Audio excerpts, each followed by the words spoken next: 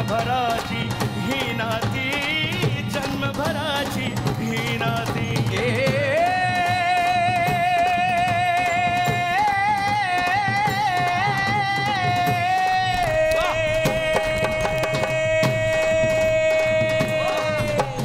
हसता हसता अश्रू नयनी हे सारे करती की मया, दिलया करती विनोद ऐसे दुःख आपुले जाईलया रे, दुःख आपुले जाईलया.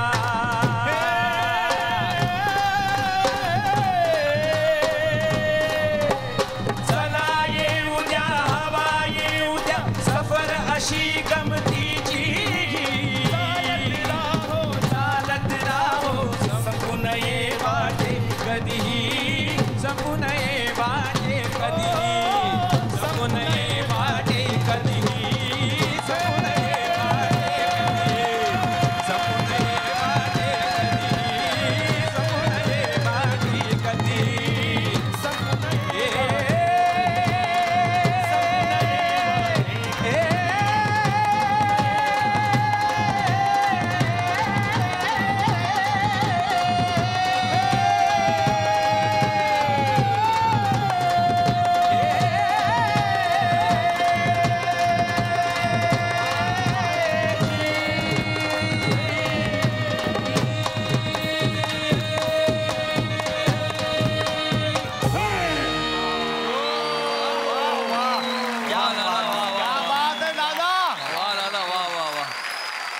जोरदार टाळ्या या दोघांसाठी, आणखी जोरदार टाळ्या व्हायला पाहिजे. एरवी वेगवेगळ्या मैफिली ऐकलेल्या आहेत, असं तासन तास तू गातोस, हे इथे आल्यावर असं काय झालं तुझं? हवा येऊन द्यावरती आल्यानंतर हवा येते ती माझ्या डोक्यात हवा गेली मला वाटतं. एक दिवसाचं टेम्पररी लायसन्स घेतलं होतं, कारण 200 एपिसोड्स हे न एक्सेप्शन करता आपल्याला एंटरटेन करतात. तर मला असं वाटलं की एक दिवसाकरता मी एक्सेप्शन करीन आणि मी जे करत नाही ते यांच्यासाठी करायचा प्रयत्न करीन. आता इथनं मात्र माझ्या 2 तंबोऱ्यामध्ये शास्त्रीय संगीत आहे. हे जे आता गाणं आपण ऐकलं ते लिहिलं होतं श्रीरंग गोडबोले यांनी, त्यांच्यासाठी धन्यवाद. यानंतर मी मंचावर आमंत्रित करतो संजय मोने यांना. संजय मोने. प्रिय भारत, विदर्भ म्हटलं की पूर्वी 2च गोष्टी आठवायच्या, एक वराडी भाषा आणि दुसरी वराडी ठेचा. यात आता आणखी एका नावाची भर पडली, ते नाव म्हणजे भारत गणेशपुरे. वराडी भाषेचा गोडवा आणि ठेच्याचा झणझणीतपणा असं दोन्हीचं योग्य मिश्रण असलेलं तुमचं व्यक्तिमत्व. पण या ठेच्याने कधीच कुणाच्या मनाला ठेच लागली नाही, उलट दिला तो निखळ आनंद. आपल्याकडे सामाजिक प्रतिष्ठेच्या दृष्टीने कायम प्रमाण भाषेलाच महत्त्व दिलं जातं. बोलीभाषा म्हटली की लोकांचा तुमच्याकडे बघण्याचा दृष्टिकोनच बदलतो. परंतु भारतदाता, तुम्ही अशी मानसिकता असणाऱ्यांसाठी चोख उत्तर ठरलात. आपल्या भाषेचा कोरडा अभिमान न बाळगता त्यातील ओलावा तुम्ही सबंध महाराष्ट्रभर पसरवलात आणि अवघा महाराष्ट्र वराडीमय केलात. आधी फू बाई फू आणि आता चला हवा येऊ द्या या दोन्ही मंचावरून तुम्ही मारलेले विनोदाचे चौकार षटकार प्रेक्षकांच्या कायम स्मरणात राहतील. भारतदाता, तुमचा जन्मदिनांक 15 ऑगस्ट म्हणजे आपला स्वातंत्र्य दिन. या दिनाला आणि आपल्या नावाला सार्थ ठरवत तुम्ही लाखो भारतवासियांना टेन्शनपासून मुक्त करून खळखळून हसण्याचं स्वातंत्र्य दिलं. विनोदाचं अचूक टायमिंग आणि सोबतीला हजरजबाबीपणा या दोन्हीमध्ये तुम्ही माहेर आहात. तुमच्या तोंडून येणारा प्रत्येक संवाद हा प्रेक्षकांना निखळ आनंदच देऊन जातो. चला हवा येऊ द्या च्या या 200 भागांच्या प्रवासात तुम्ही असे आनंदाचे हजारो क्षण दिलेत. याबद्दल हा मंच आणि अवघा महाराष्ट्र तुमचा कायमच ऋणी राहील. तुमचा चाहता.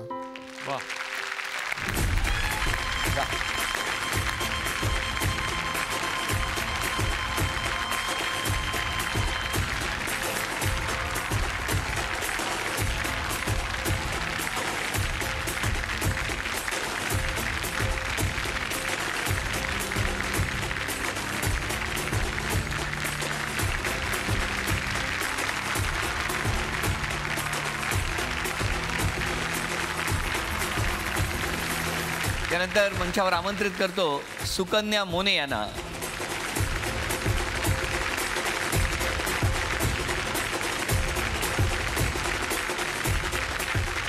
प्रिय श्रेया, चला हवा येऊ दे या मंचावरील आणि या संचामधली एकमेव स्त्री कलाकार. पण मंचावरली एकमेव स्त्री कलाकार एवढंच तुझं वेगळेपण नाही आहे, तर एकमेव असूनही अनेकदा सर्वांना पुरून उरणारी कलाकार ही तुझी खरी ओळख आहे. बायकांकडे विनोदबुद्धी कमी असते किंवा विनोदाचं टायमिंग साधणं त्यांना जमत नाही, असे गैरसमज पार बासनात गुंडाळून वेशी पलीकडे नेऊन टाकून देण्याचं काम तू चला हवा येऊ दे मधून अविरतपणे करतेस. भूमिकेची लांबी उंची तुझ्यासाठी महत्त्वाची नाही ठरत. तुझ्या अभिनयाने तू कायमच भूमिकेची उंची वाढवण्याचं काम केलंस. आपल्या सहकलाकारासोबत काम करताना मंचावर अभिनयाची केमिस्ट्री जुळली की ती जोडी प्रेक्षकांच्या लक्षात राहते. पण श्रेया, तू मात्र याला अपवाद आहेस.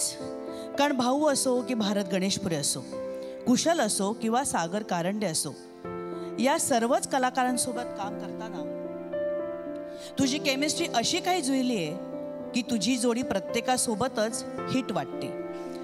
आणि तुझं प्रत्येक पात्रही, मग ते बडबड्या बायकोचं असो की तारस्वरात हिंदी बोलणाऱ्या महिला पत्रकाराचं असो. श्रेया, तुझा या मंचावरचा वावर जेवढा खळखळून हसवणारा तेवढाच लोभसवाणाही आहे. संयतपणे आणि संयमितपणे विनोद कसा करावा याचं तू उत्तम उदाहरण आहेस. हा संयमितपणा नियमितपणे प्रत्येक भागातून दिसो आणि तुझ्या अभिनयानं अवघा महाराष्ट्र हसो, हीच सदिच्छा. तुझी चाहती.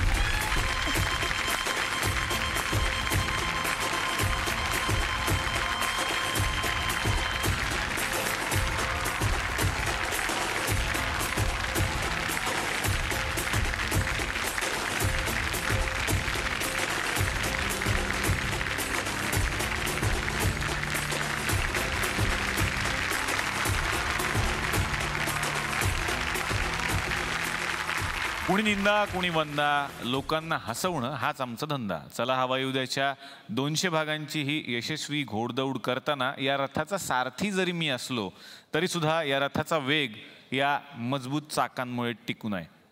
भाऊ, भारतदादा, कुशल, सागर, रंगभूमी असो किंवा सिनेमा किंवा टेलिव्हिजन, कॉमेडीच्या मैदानातले तुम्ही नेहमीच बादशाह आहात. लोकांना खळखळून हसवताना त्यांच्या काळजाला हात घालून टचकन डोळ्यात पाणी आणण्याची किमया सुद्धा तुम्हाला अवगत आहे.